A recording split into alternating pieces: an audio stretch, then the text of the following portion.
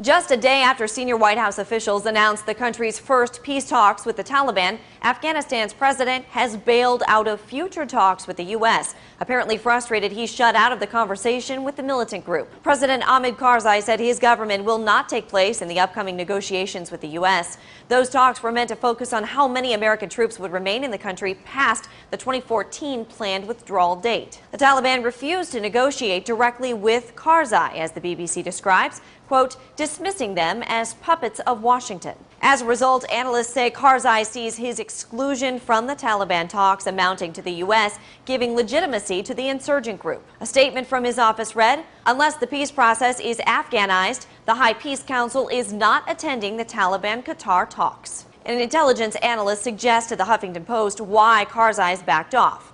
Karzai is upset about our government lending the Taliban too much legitimacy by being willing to meet at a Taliban office that looks more like an embassy than a headquarters. Karzai is convinced that we're so desperate to keep a presence in the country that the fact gives him leverage. He has done this before. This time the U.S. has to figure out what he really wants. Karzai has his own political problems inside Afghanistan, may not want to be seen sitting down with his enemies. President Obama set 3 conditions for the Taliban. It must renounce ties to al-Qaeda, halt the violence, and commit to protecting women and minorities. We don't expect that it will be easy, but we do think ultimately we're going to need to see Afghans talking to Afghans about how they can move forward. But it didn't take long for the Taliban to renege on these requirements. The group claimed responsibility for the deaths of 4 U.S. soldiers just hours after the announcement. The rocket attacks took place outside Kabul at Bagram Airfield, the largest military base for U.S. troops in Afghanistan.